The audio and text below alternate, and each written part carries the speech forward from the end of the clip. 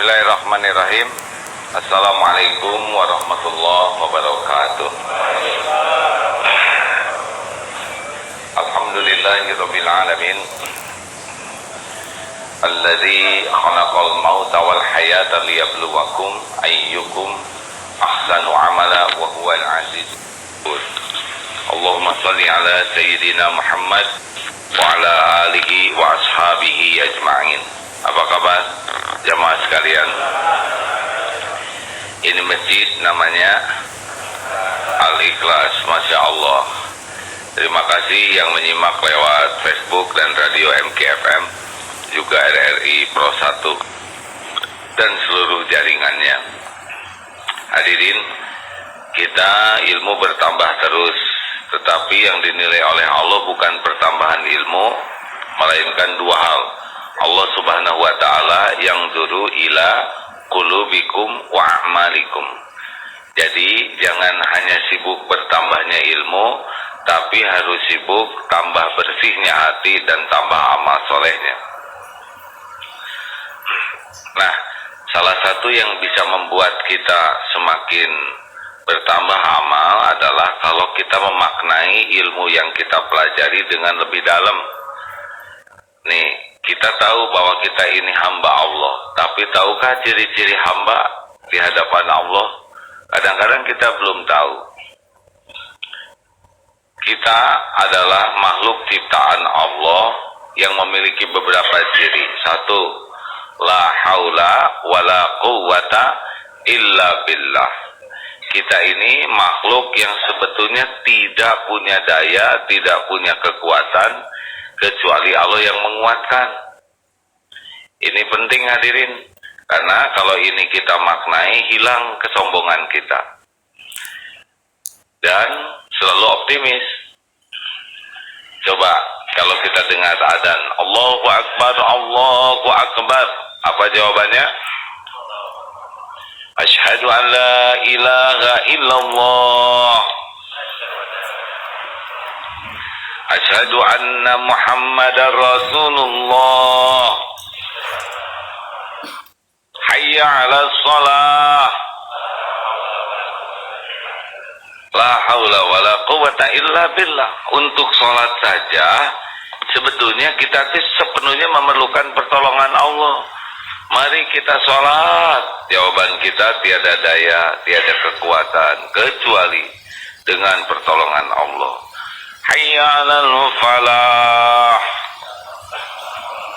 Sama untuk meraih kemenangan juga kita tidak ada daya. Nah, kalau kita maknai dengan sungguh-sungguh,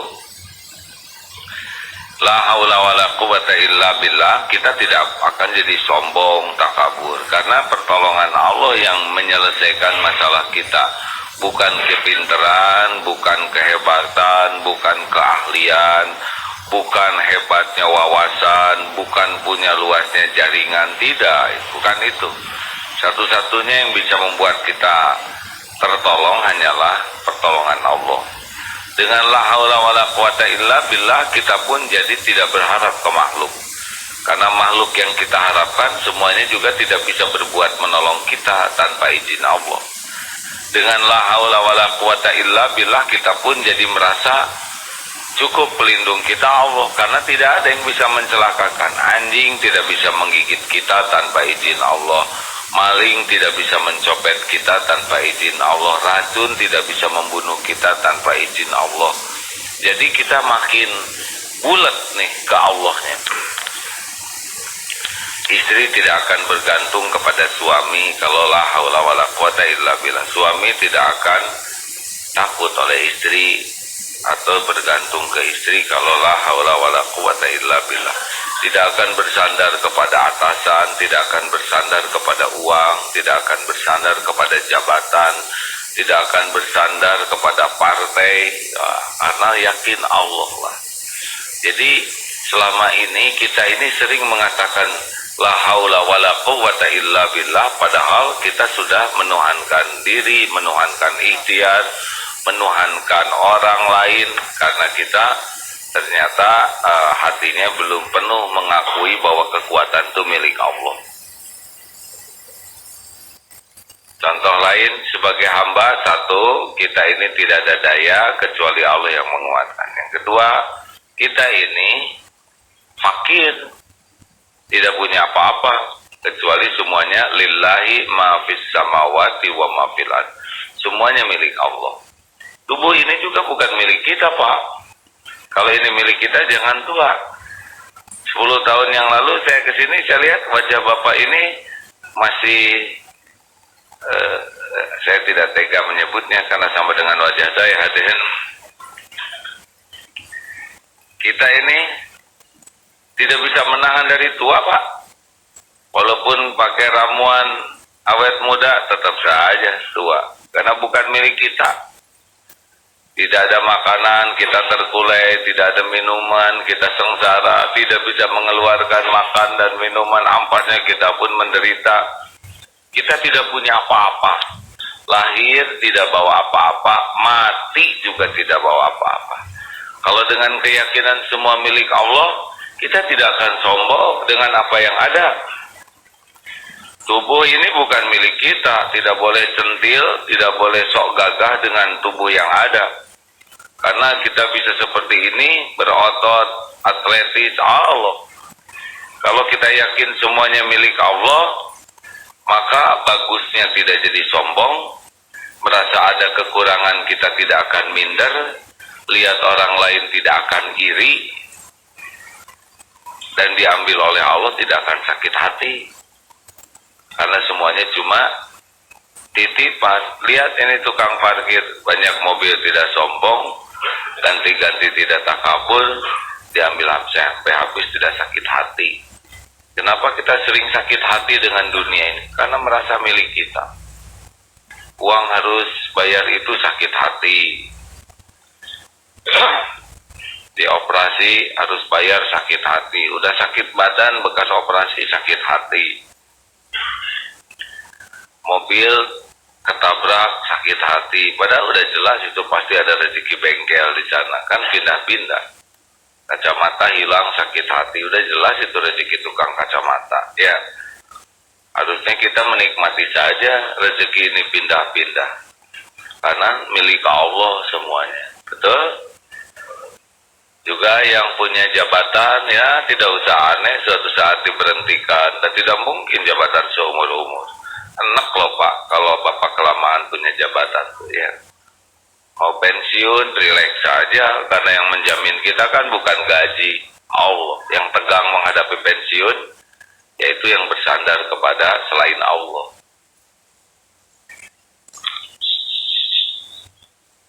Ada yang ribut ibu-ibu di belakang? Hah? Kedengeran sampai ke sini loh, Nek. Boleh ngobrol, tapi tidak kedengaran ya. Begitu, jangan suka banyak larangan.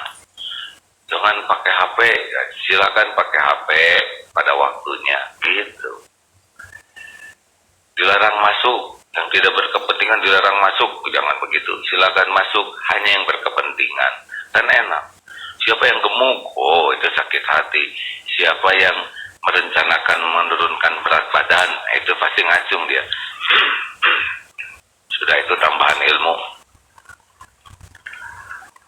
Benar? Saya pernah ngetes siapa yang merasa badannya gemuk, ngacungnya sakit hati. Siapa yang merasa berat badannya ingin dikurangi, ngacung tuh dengan ceria. Padahal apa bedanya dengan gemuk ya? Lanjut. Jadi mulai sekarang jangan lihat orang kaya Pak, udah sama aja, semuanya cuma nebeng di dunia ini. Kalau udah tidak terpesona kepada kekayaan, kita jadi nggak ngoyo kepada kekayaan. Wah, katanya ini punya tanahnya luas, terus mau digimanain tanah luas kan? Apa dia guling-guling di tanah itu? Enggak Pak, tetap aja. Walaupun rumahnya banyak, tidur di salah satu pojok kamarnya. Itu kalau hidup Pak. Kalau udah mati, kita ini nggak bisa disimpan di mana-mana. Walaupun Bapak dicintai oleh keluarga, kalau udah meninggal, sekarang enak di kamar. Nanti kalau udah meninggal, gak mau disimpan di kamar, Pak. Kita kalau udah meninggal mah disimpan di dapur, nggak mau. Ya si bibi, jangan di sini mayatnya bu, kurang enak. Simpan di gudang aja, jangan. Horor. Ada yang mau di kantor dihormat-hormat, keren. Tapi kalau udah meninggal, nggak ada yang mau pak jenazah kita disimpan di kantor lamaan. Sudah di ruang direksi, jangan, kata direksi baru, jangan di sini ah. Ya udah tuh di restoran, di catering, nggak mau.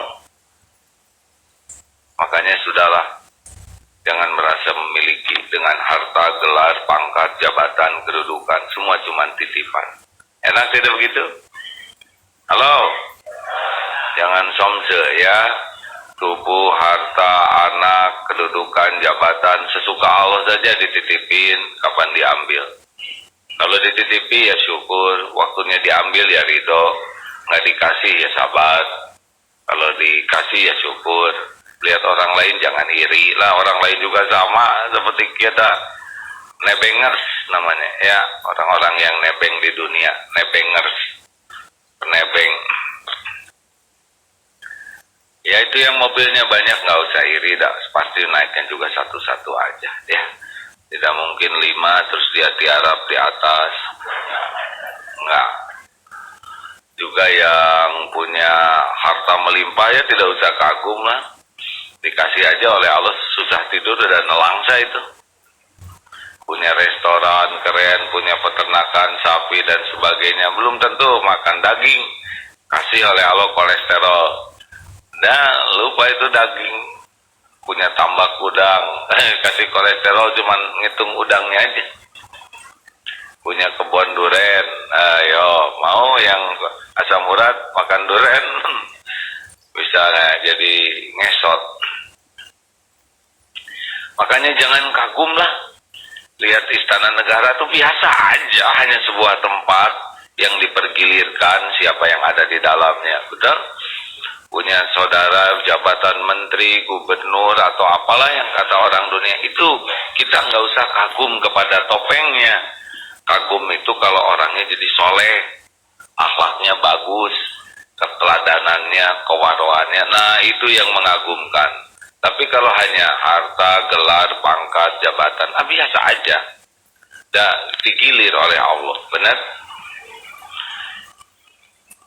Ya maaf, saya ada acara di Istiqlal sudah dari tahun 99, berarti sudah 19 tahun ya. Itu sudah, karena tiap bulan di sana ya, jadi sudah bisa ngeliat tuh pergantian presiden yang suka di Istiqlal, menteri-menteri, giliran udahan, jabatan udahan. Jadi tidak usah kagum kepada topeng yang Allah bagikan, karena itu milik Allah. Kalau mau kagum, inna akramakum indallahi atqakum. Bagaimana seseorang jadi takwa dengan topeng ketika ada dan tiada. Masya Allah. 3. 1 tadi apa? Sifat hamba, tiada daya, tiada kekuatan kecuali Allah yang menguatkan. Yang kedua, sifat hamba, halo, tidak punya apa-apa, fakir. Yang ketiga, jahil, bodoh. Kalau disebut bodoh tuh jangan tersinggung pak, karena memang itu diri kita. Coba acungkan tangan yang merasa pintar. Tuh kan gak ada yang ngacung ya. Ya tapi nggak usah disebut bodoh, nggak enak. Bodoh pak, kita nggak tahu apa-apa tentang diri kita. Bodoh kita ini tentang diri, betul? Coba sebutkan struktur rambut apa?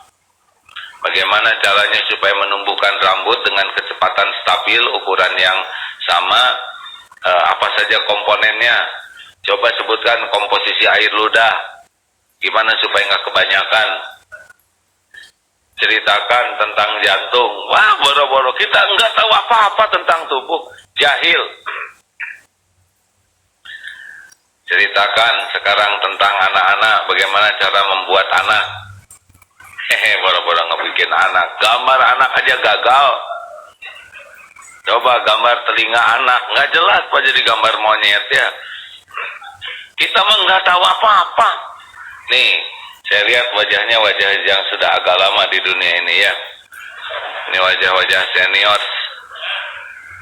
Coba Pak, apa yang akan terjadi hari ini? Sebutin. Gak tahu. Kita mah nggak tahu apa-apa. Paling tahu sedikit aja yang Allah kasih tahu. Makanya jangan sok pinter lah kita ini. Saya aja pulang dari sini nggak tahu. Tadi aja ke masjid ini salah Pak. Baca saya itu Darul Islah ya nggak.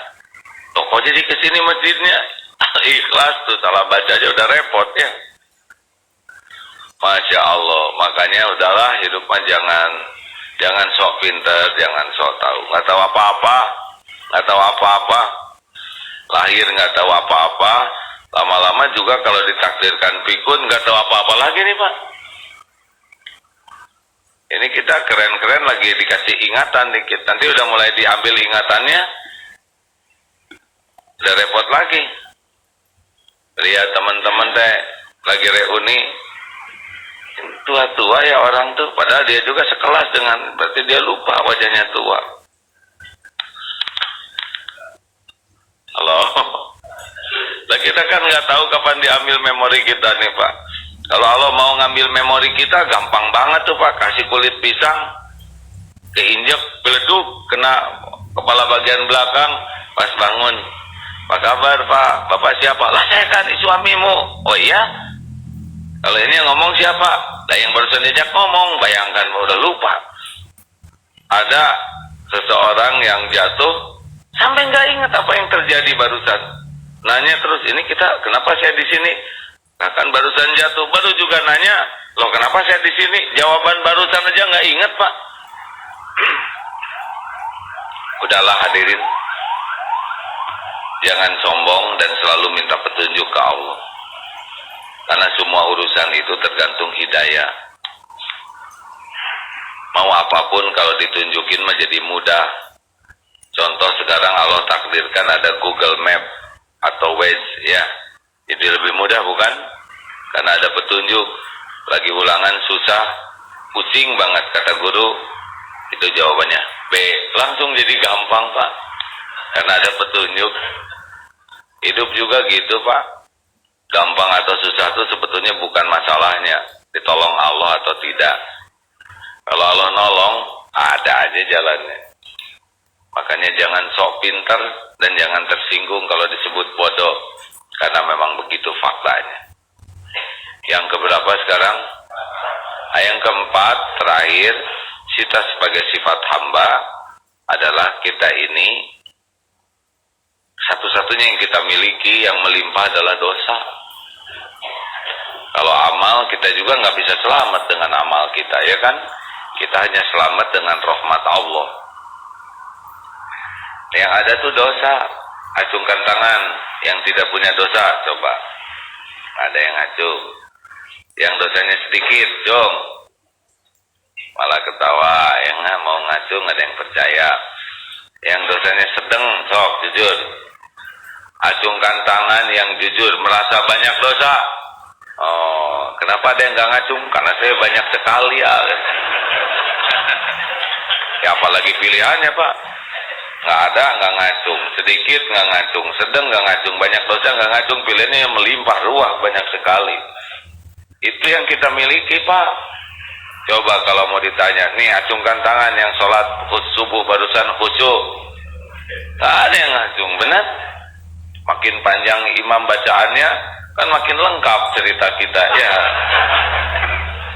Ngarang we hantem. Tapi orang nyangkanya kita keren ke sini Pak, subuh-subuh ke masjid, bener ngerti ngelantur, coba. Dan Allah tahu sholat kita ngelantur. Tapi orang-orang tidak tahu. Coba Bapak, kalau ada calon menantu di hadapan Bapak, ngomongnya ngelantur. Kemana aja, padahal niatnya mau melamar.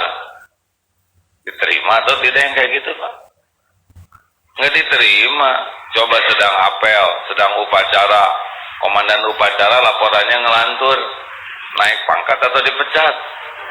Nah kita tuh sholatnya ngelantur Pak, untung nggak dipecat juga. Tuh kan menderita gini wajahnya, wajah pengakuan. Selama ini kita tuh petantang petenteng tuh karena nggak jujur. melihat dosa kita sendiri. Jadi Rasulullah memerintahkan kita untuk sidik, bersikap jujur, karena sidik inilah yahdi illal bir, mengantarkan kepada kebaikan, dan fa innal birra yahdi ilal jannah, kebaikan mengantarkan ke surga. Jadi orang itu tidak bisa jadi baik kecuali lewat asalnya jujur dulu. Nah, jujur apa yang terpenting? Jujur melihat diri sendiri. Bagaimana kita bisa memperbaiki diri kalau kita enggak jujur melihat diri sendiri? Benar? Merasa baik, merasa soleh, merasa mulia, merasa berjasa. Aslinya siapa kita ini? Aslinya mah orang yang berlumur dosa, tidak punya apa-apa, bodoh, tidak punya kemampuan, itu aslinya. Tapi karena kita tidak mau ngaku terhadap keadaan kita, jadilah petantang petenteng, sok hebat, sok pinter, sok kuasa, jadilah nyebelin, ya, jauh dari Allah. Makanya tidak cukup kita mengatakan la ilaha illallah, tapi harus menghujam ke diri kita bahwa tiada ilah selain Allah, kita hamba Allah. Nah, posisi itu minimal kita yakini, harus terus-menerus kita hujamkan. Kita ini tiada daya kecuali dikuatkan Allah. Kita ini bodoh, tak tahu apa-apa kecuali ditunjuki Allah. Kita ini tidak punya apa-apa kecuali dititipi Allah. Yang ada adalah cuma dosa saja, dan ini pun kita ditutup-tutupi oleh Allah. Mudah-mudahan diampuni sesudah ini, ya. Jam 5:30 sudah tiba, sahabat-sahabat sekalian, karena ini hari ngantor, ya. Silahkan berangkat ke kantor lebih awal. Bagi yang mau mengikuti kajian Tauhid di Masjid Al-Latif Pasaraya, bagi warga Jakarta dan sekitarnya, silakan jam 9 hadir. Bagian jam 10 di Al-Latif Pasaraya, kajian Kitab Al-Hikam. Terima kasih, mohon maaf, semoga kita benar-benar menjadi Abdullah, hamba Allah, bukan hamba-hamba dari dunia berikut isinya, juga bukan hamba nafsu, bukan hamba syahwat, bukan hamba amarah, tapi benar-benar hanya hamba Allah semata. Itulah kunci kebahagiaan dan kemuliaan sesuai dengan syahadat kita. Asyhadu an la ilaha illallah wa asyhadu anna Muhammadar Rasulullah. Terima kasih sahabat yang baik. Assalamualaikum warahmatullahi wabarakatuh.